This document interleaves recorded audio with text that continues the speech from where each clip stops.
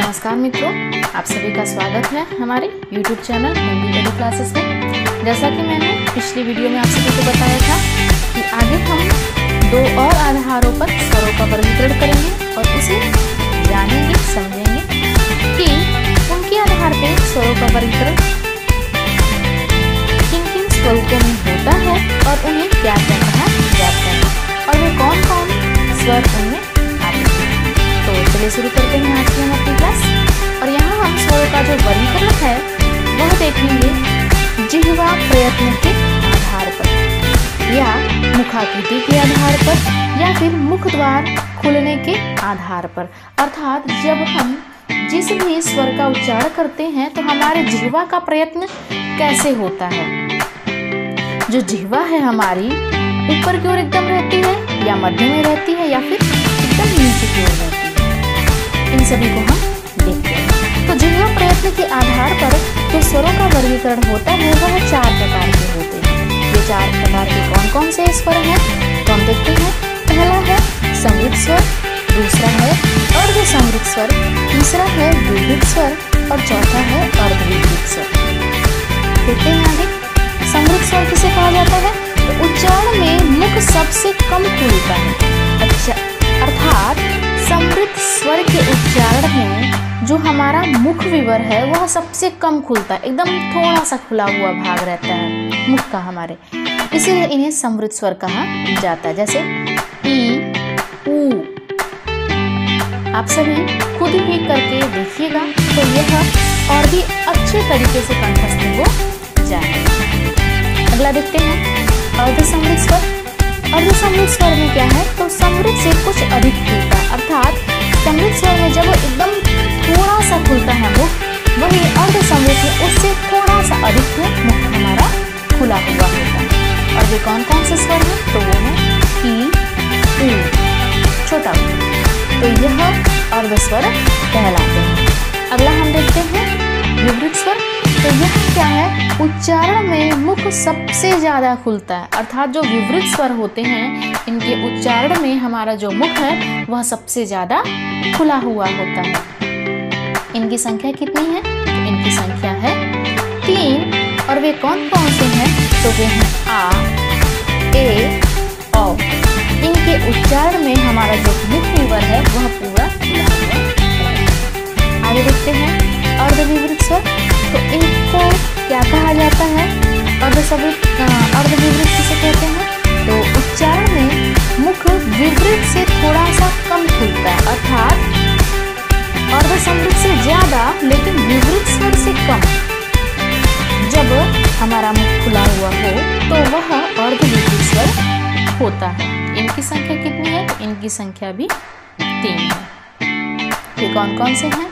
वे हैं ए, ओ और डॉक्टर वाला ओ, जिन्हें हम क्या कहते हैं? आगत स्वर। ठीक है, आगे देखते हैं। अगला है उच्चारण में प्रयुक्त समय एवं मात्रा के आधार पर। यहाँ उच्चारण एवं मात्रा के आधार पर स्वर के कितने भेद होते हैं तो ये अधिकतर सभी को पता होगा। इसके 3 प्रकार होते हैं और वे कौन कौन से प्रकार हैं तो वे हैं। पहला है ह्रस्व स्वर, दूसरा है दीर्घ स्वर और तीसरा है प्लुत स्वर। अब यहाँ हम देखते हैं कि ह्रस्व स्वर किसे कहा जाता है, अर्थात ह्रस्व स्वर किसे कहते हैं। तो इनमें क्या है, सबसे कम समय में उच्चारण होता है। अर्थात ह्रस्व स्वर का जब हम उच्चारण करते हैं तो उसमें ज़्यादा समय नहीं बल्कि सबसे कम समय लगता है। और क्या होता है तो इसमें 1 मात्रा का समय लगता है। कितनी मात्रा का? 1 मात्रा का समय लगता है। इन्हें अन्य किन किन नामों से जानते हैं तो इन्हें मूल स्वर भी कहते हैं, लघु स्वर भी कहते हैं और एकमात्रिक भी कहते हैं। और तो और यहाँ हम कहीं अगर इन्हें सजाती स्वर भी कहते हैं। ठीक है, ह्रस्व स्वर क्या है तो 1 मात्रा का जिसमें समय लगता है और इसमें सबसे कम समय लगे उसे ह्रस्व स्वर कहते हैं। संख्या कितनी है? 4। वे कौन कौन से हैं तो वे हैं आ, अ, और री।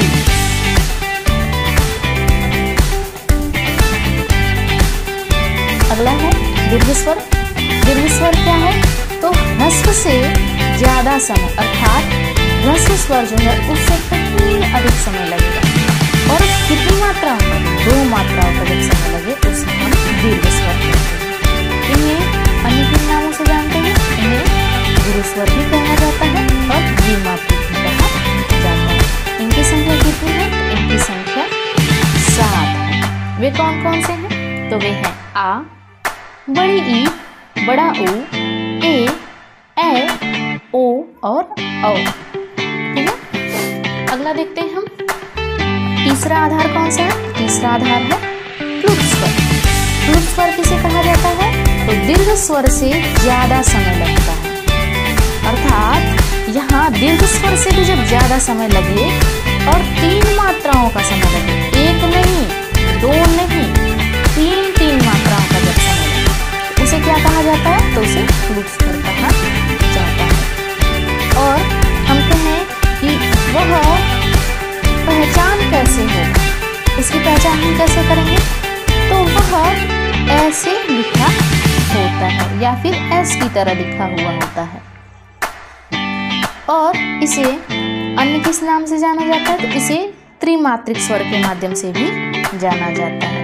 जब हम किसी को हम बुलाते हैं या किसी अधिकतर श्लोक को हम जब उच्चारण करते हैं श्लोक का, तो यहाँ पर प्लुत स्वर का प्रयोग होता है। और यह अधिकतर नाटकों में पुकारने में, नाटक में या किसी व्यक्ति का नाम पुकारने में वैदिक संस्कृत में प्रयोग किए जाते हैं और अधिकतर मंत्रोच्चारण में इसका प्रयोग होता है। जैसे राम, तो ऐसे प्लुत स्वर का उच्चारण होता है। आगे देखते हैं हम उच्चारण स्थान के आधार पर। यहाँ जो स्वर है उसके बारे में एक संक्षिप्त तथ्य देखते हैं। यहाँ देखते हैं हम उच्चारण स्थान के आधार पर स्वरों के बारे में। तो यहाँ हम देखते हैं स्वर है हमारे और यह है उच्चारण स्थान। तो यहाँ जो अ और आ है इसका उच्चारण स्थान क्या है? तो इसका उच्चारण स्थान है कंठ, इसलिए इसे कंठ स्वर भी कहा जाता है। अगला है ई और बड़ी ई। इसका उच्चारण क्या है? इसका उच्चारण स्थान तालव्य स्वर या अर्थात तालु है। जब हम इसका उच्चारण करते हैं तो हमारा जो जिह्वा है वह ताल को स्पर्श करता है, इसलिए इसे तालव्य स्वर कहा जाता है। अगला है री। तो जब हम री का उच्चारण करते हैं तो यह मूर्धा को स्पर्श करता है हमारे, इसलिए इसे मूर्धन्य स्वर कहा जाता है। और जब हम री का उच्चारण करेंगे तो हमारा जो जीभ है, हमारी जो जीभ है, जिह्वा है, वह आगे की ओर नीचे की तरफ मुड़ जाएगी, इसीलिए इसे मूर्धन्य स्वर भी कहा जाता है। अगला है री। ये अधिकतर संस्कृत में प्रयोग होता है, हिंदी में इसका प्रयोग नहीं होता है। और इसे क्या कहा जाता है? तो इसे दंत स्वर कहा जाता है। अगला है ऊ और ऊ, अर्थात छोटा ऊ और बड़ा। इसका उच्चारण स्थान क्या है? इसका उच्चारण स्थान है ओष्ठ, इसीलिए इसे ओष्ठ स्वर भी कहा जाता है। अगला है ए और ए। इसे क्या कहा जाता है? इसे कंठ तालव्य कहा जाता है, अर्थात ए और ए का जब हम उच्चारण करते हैं तो हमारा कंठ और तालव्य दोनों सक्रिय होते हैं। तो कैसे? तो भाई जो ए और ए बना हुआ है वह किन स्वरों के माध्यम से बना है? तो यह बना है अधन ई। तो अ का उच्चारण स्थान कंठ और ई का उच्चारण स्थान तालव्य, इन दोनों के योग से ही हमारा ए और ए का उच्चारण होता है। अगला है ऊ, अरे माफ करिएगा, ओ और अ। इनका उच्चारण स्थान क्या है? तो इनका उच्चारण स्थान है कंठोष्ठ। अब यह कंठोष्ठ कैसे? तो यहाँ पर जैसे हमने पहले देखा अ का उच्चारण स्थान कंठ और ऊ का उच्चारण स्थान ओष्ठ, इसीलिए इनका उच्चारण स्थान क्या है? तो इनका उच्चारण स्थान है कंठोष्ठ, अर्थात कंठ और कंठोष्ठ के माध्यम से जिन स्वर का उच्चारण होता है उनको कंठोष्ठ कहते हैं। और वे कौन कौन से हैं? तो वो हैं ओ और औ। यहाँ हम देखते हैं औ, जो डॉक्टर वाला औ होता है। इसे क्या कहते हैं? इसे मेहमान स्वर भी कहते हैं, विहित स्वर भी कहते हैं, विदेशी भाषा का स्वर भी कहते हैं, इन्हें अंग्रेजी स्वर भी कहते हैं और आवर्त स्वर भी कहते हैं। आज की यह क्लास हमारी यहीं समाप्त होती है। आगे हम देखेंगे व्यंजन के बारे में और व्यंजन के वर्गीकरण के बारे में। अगर आपको यह वीडियो पसंद आई हो तो हमें लाइक करिएगा इस वीडियो को, और कमेंट बॉक्स में ज़रूर बताइएगा और अपने सुझाव को भी हमें ज़रूर दीजिए। अगर आपके कोई प्रश्न होंगे तो उन्हें भी हमसे ज़रूर करिए।